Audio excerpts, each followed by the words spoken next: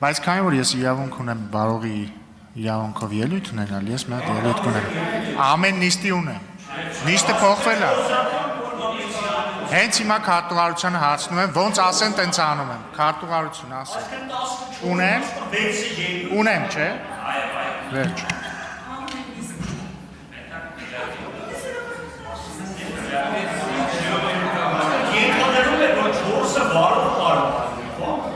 Հանուն արդարության ես էլ մինչև այսօր առավոտ չգիտեի, որ ես այդ իրավունք ունեմ, բայց փաստորեն ունեմ, դուք եք կանոնակարգ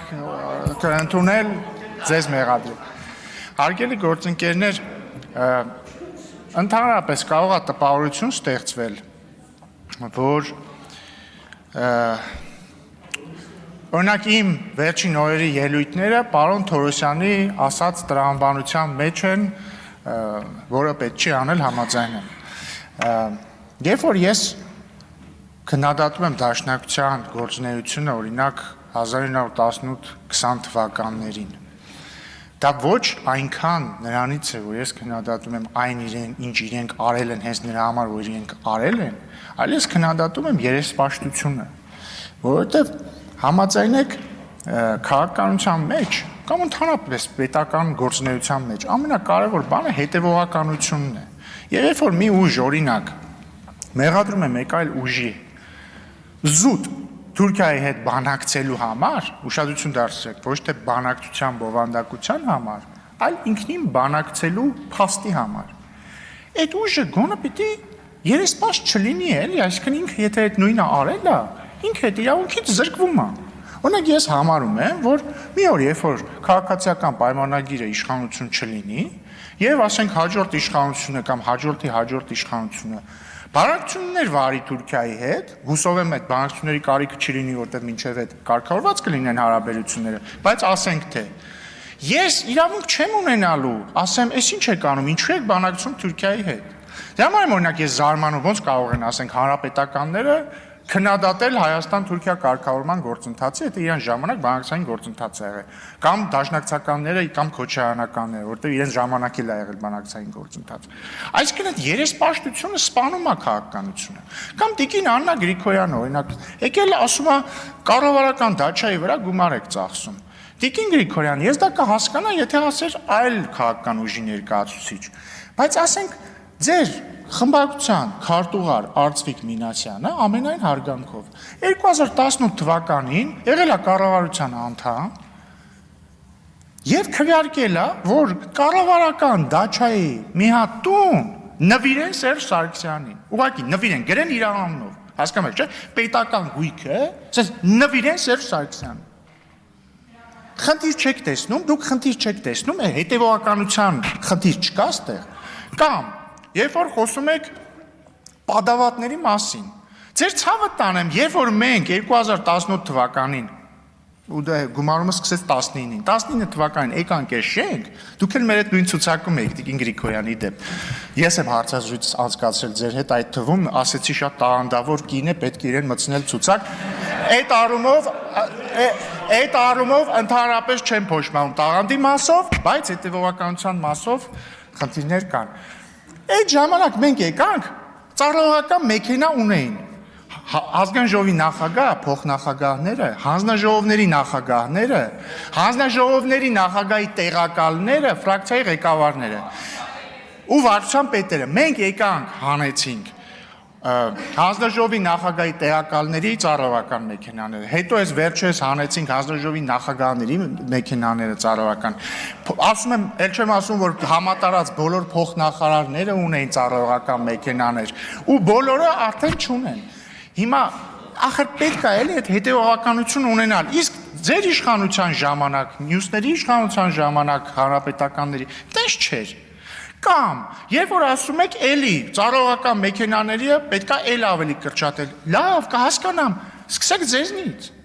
Ռոբերտ Քոչարյանը ունի, չէ, պետության կողմից, եթե չեմ սխալվում, ես ինչքան գիտեմ, պետք է որ ունենա պետության, որպես նախկին նախագահ, պետության կողմից տրամադրված ծառայողական մեքենա, թող հրաժարվի, թող սկսի իրենից, նաև այսօր չխոսեցիք դրա մասին, բայց նաև խոսվել է, չէ, բան, սիրում եք, չէ, ասել բան,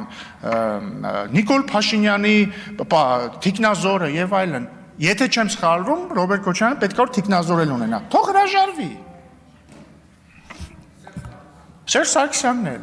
թող հրաժարվի, ձեր ցավը տանեմ, իրանցից սկսեք, հետո եկեք ասեք, մենք եկել ենք ու այս պահի դրությամբ պատմական մինիմումա ծառայական մեքենաների թվով, էլ չեմ ասում, որ լիքը ծառայական մեքենաներ էլ փոխարինվել են էլեկտրականով եւ խնայվում է բենզին եւ այլն եւ այլն։ Պետք է հետևողական լինել, կամ երբ որ Տիկին Էլինար Վարդայանն էր, եթե չեմ սխալվում, խոսում էր հանցավորության մակարդակից, որ ինչ որ բան է, բարձրացել է մակարդակը։ Սիրելի գործընկերներ, փաստա չէ, որ Ռոբերտ Քոչյանի թիկնազորը մարդ է սպանել։ Փաստա թե չէ։ Փաստա չէ, որ մեկը իդեպ երեք ասեցի Զուքարյանի հետ կապված բան ասեցի, մեր սիրելի դաշնակցական գործընկերները վիրավորվեցին։ Պետք չի վիրավորել, ես ոչ մի միտում չեմ ունեցել վիրավորելու որևէ դաշնակցականի։ Բայց դաշնակցությունը պետք է վիրավորվեր Ռոբերտ Քոչարյանից, որի թիկնազորը Զուքարյանում դաշնակցականի է սպանել ինչի համար, որ ասել է պրիվետ ռոբ։ Մի հատ ձեզ պատկերացրեք, էլի վաղը, լսեք էլի։ Լրեք էլի, հարգելի գործընկերներ, մի էլի, դուք իրոք, պարոն Պարսիլյան, մի ընդհատեք ինձ, մի խանգարեք ինձ, փաստա չէ, ասենք դուք իրոք էլի, դուք ձեր մեջ մտածեք, հիմա այսօր տես բանելներ ինչ կանեիք, ու իրոք դա խայտարակություն է, չէ, դրա համար պետք է մի քիչ հետևողականություն ունենալ, ընդամենը հետևողականություն, ես դեմ չեմ քննադատեք ինչ որ տերնում եք, բայց մի ասեք բաներ, որից հարյուրապատիկ ավելն եք դուք արել։ Կամ Տիկին Քրիստինե Վարդայանը ասում է, ձեր վարչությունում նստեցիք, որոշեցիք Հայաստանի սահմանը որն է։ Մի կողմ դնենք, որ Տիկին Վարդայանի ասածը բան չի, ինչ ասեմ, իրավական մի քիչ անագիտությունն է, ներողություն այդ բառի համար, բայց դուք լեգիտիմացրել եք այդ բառը։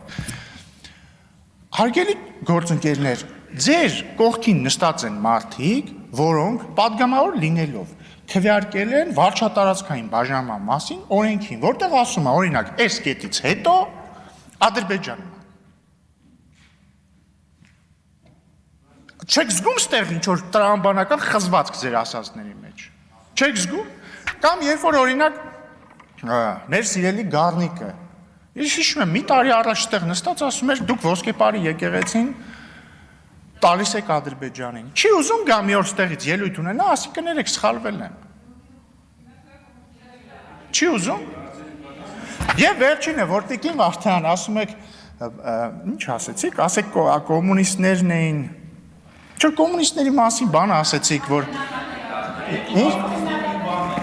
հա, մեզ քննադատեն կոմունիստները։ Հա, բայց ձեր համար ինչ խնդիր է որ ձեզ քննադատել են։ Երեք ձեզ քննադատել են, այսօր իրանց դարձնում եք քաղաքապետ։ Ու ամենը մի հատ էլ է абսուրդ, ես վերջ ես հասկացել։ Դուք հասկանում եք, նայեք իրար ինչքան բան է կապել։ Ուրեմն մաֆիան, այսինքն բոլորս գիտենք, չէ՞ որ Գյումրիում կային երկու կլաններ, այնտեղ բան իրար կրակում էին, մեկը մյուսին խավորին էր սպանում եւ այլն, sense մի պատմություն։ Դրան զուգահեռ դրանից մեկը դառնում է կոմունիստ, մյուսը հանրապետականի մեծ հանրապետական պատիվ ունեցող, ու այս ամեն ինչը մի ընդդիմադիր արքեպիսկոպոսի խավորությամբ բերվում ասես մի կետի, երբ որ աղոթքով կոմունիստը ընտրվում է քաղաքապետ, այն խմբակցության ձայներով, որի հետ ինքը ունեցել է Մոնտեկիների եւ Կապուլետների մասշտաբի մի պատմություն։ Էսա ձեր եւ ձեր գործընկեր հանրապետականների ամբողջ քաղաքականության արգասիքը, ու դուք ամեն օր այդտենց գալով ազգային պետականամետություն ասելով, էսա ձեր պատկերը, այսքան բան։ Դուք հետևողականություն ցուցաբերել եք միայն մի հարցում, որը չի փոխվել 1918 թվականից ասած։ 1918 թվականին դուք, այո, ճիշտ ասում Տիկին Ջուլհակյանը, նույնիսկ չեք հայտարարել անկախություն, ասել եք, որ հայաբնակ գավառներում իշխանություն եք ձևավորում, 2 տարի մանդատ եք փնտրել, իդեպս էլ է, էլի փաստ, 18 թվին Հայաստանը 600 տարի անց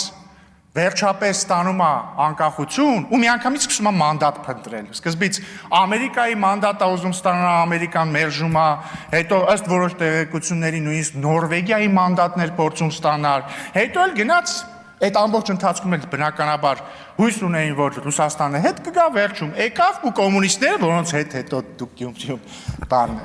իշխանություն ձևավորեցիք,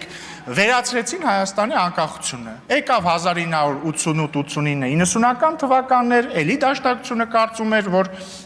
անկախություն պետք չի հիմա։ Իդեպ, եթե չեմ սխալվում, այն հանրահայտ արտահայտությունը դեմըլալով կողմ ըլլալ, եթե չեմ սխալվում, այդ արտահայտությունը գալիս է 90-ականների սկզբից ու հենց անկախության կոնտեքստում, որ ասվել է, որ կողմ ենք, բայց դեմ որովհետև։ Այս ամեն ինչը չի փոխվում, ու այս ամեն ինչի կուլմինացիան 004 շրջաբերականներ, բայց ես ուղղակի ուզում եմ ասել, ես գիտեմ, որ այս վերջերս դաշնակցությունը ունեցել է, ոնց է ձեր մտակոշում, ժողով, համաժողով, որում բյուրոյի ներկայացուցիչ է ընտրվել Արմեն Ռուստամյանը, որին իդեպ շնորհավորում եմ անկեղծ, ես իրան շատ լավ եմ վերաբերում եւ ուրախ եմ վերջապես Հայաստանից է բյուրոյի ներկայացուցիչը։ Ես գիտեմ նաեւ, որ չէ, որ Հայաստանի Սփյուռքահայ չի, էլի։ Դե թողեք ավարտեն, էլի։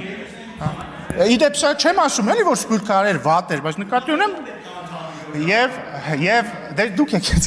եւ ուզում եմ հույս հայտնել, ես գիտեմ, որ այդ համաժողովի ընթացքում են շրջաբերականները ընդունվում, ես հույս ունեմ, որ դուք ունեք նոր շրջաբերական, դե մի ընդհատեք, պարոն, ես հույս ունեմ, որ դուք ունեք նոր շրջաբերականներ ու վերջապես մի օր դաշնակցությունը կծնի մի շրջաբերական, որում սևով սպիտակին գրված կլինի, որ Հայաստանի Հանրապետության անկախությունը վեր է ամեն ինչից, ենթակա չէ սակարկման, վերջակետ, շնորհակալություն։